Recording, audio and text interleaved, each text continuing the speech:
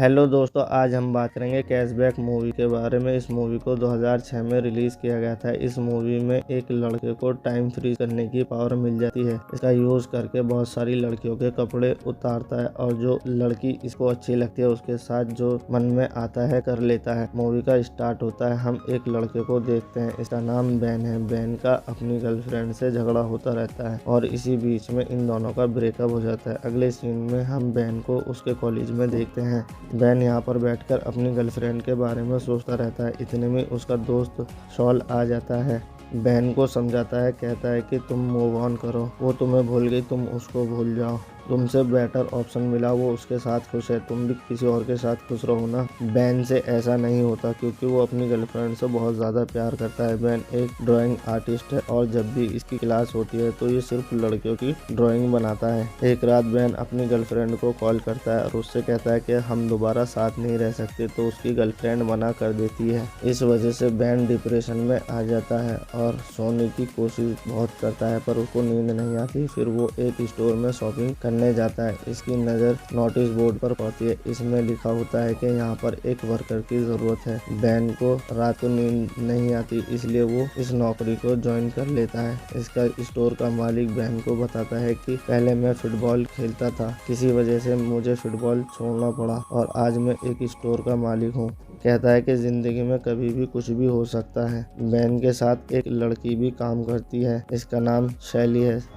Ban एक दिन देखता है शैली के साथ मैनेजर एक गंदी हरकत करता है और उसे बहुत बुरा लगता है। वर्कर्स अपना टाइम पास करने के लिए सभी कुछ ना कुछ करते हैं। जैसे शैली टाइम नहीं देखती, उसको देखने से टाइम स्लो चलने लगता है, इसलिए वो वॉच को कवर करके रखती है। मैड और डी स्टोर में कभी रेस लगाते हैं, कभी कुछ करते रहते हैं अपना टाइम पास करने के लिए। इनका टाइम पास नहीं होता तो वो टाइम को स्टॉप कर देता है और यहाँ पर आसपास की सभी चीज़ों को देखता है। ये पावर इसको जब मिली थी जब इसका टाइम पास नहीं होता था, अपनी गर्लफ्रेंड के बारे में सोचता रहता था।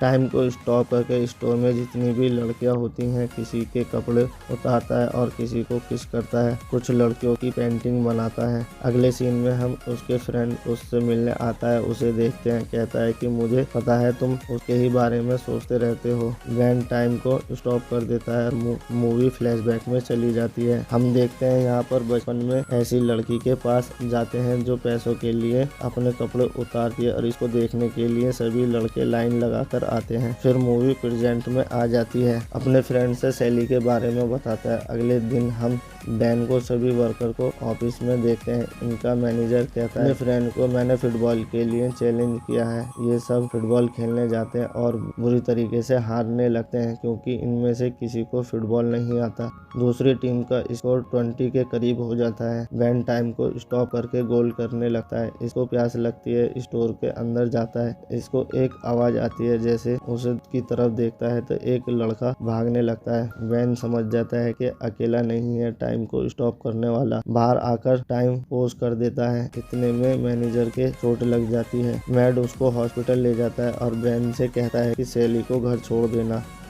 उसके बाद शैली और बैन एक डेट पर आते हैं और एक दूसरे की पसंद नापसंद जानने लगते हैं। शैली से उसके बॉयफ्रेंड के बारे में पूछता है। शैली कहती है मेरा ब्रेकअप हो गया है। शैली बैन के बारे में पूछती है। बैन कहता है मुझे ड्राइंग बनाना बहुत ज़्यादा पसंद है और शैली कहती है कि मुझे आर्टिस्ट बहुत ज़्यादा पसंद है।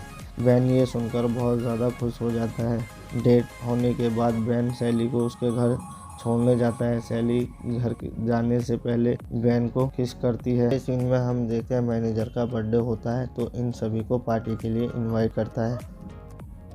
बैन को आर्ट गैलरी से एक कॉल आती है, तुम्हारी पेंटिंग हमें बहुत अच्छी लगी और हम तुमसे मिलना चाहते हैं। ये कॉल किसी और ने नहीं, इसके दोस्तों ने की है, इससे मज़े लेने के लिए। बैन रेडी होकर शैली के पास जाता है।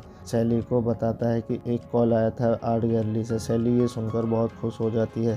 दोनों पार्टी के लिए चले जाते हैं। यहाँ पर अपनी एक्स गर्लफ्रेंड को देखकर बैन बहुत दुखी होता है। अपनी गर्लफ्रेंड दूसरे लड़के के साथ देखकर और ज़्यादा बुरा लगता है। इसके बाद बैन वॉशरूम यूज़ करने के लिए जाता है। यहाँ पर इसकी एक्स गर्लफ्रेंड होती है। इसे अपनी गलती का एहसास होता है और दोबारा बैन के साथ रहना चाहती है।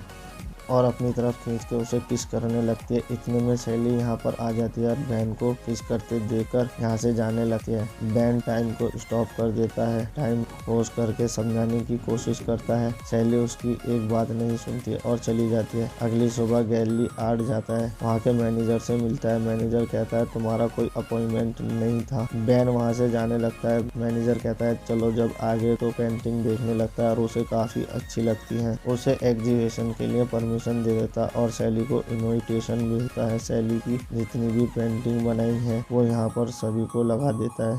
सैली भी इतने में यहाँ पर आ जाती है। वहाँ पर लगी पेंटिंग को देखकर सैली को काफी अच्छा लगता है। बैन सैली से सॉरी बोलता है। सैली कहती है अब तुम्हें कुछ बोलने की जरूरत नहीं है, इनको माफ कर देती है और तुम्हें मुझ पर भरोसा है। बैन कहता है। सैली कहती है हाँ। बैन सैली से आंख बंद करने को कहता है और उसे किस करने लगता है और टाइम को स्टॉप कर देता है, जिससे सैली भी उसके साथ यहाँ वहाँ पर घूम सकती है। बैन सैली को बाहर लाता है और अपने प्यार का इजहार करता है और ये मूवी यहीं पर खत्म हो जाती है।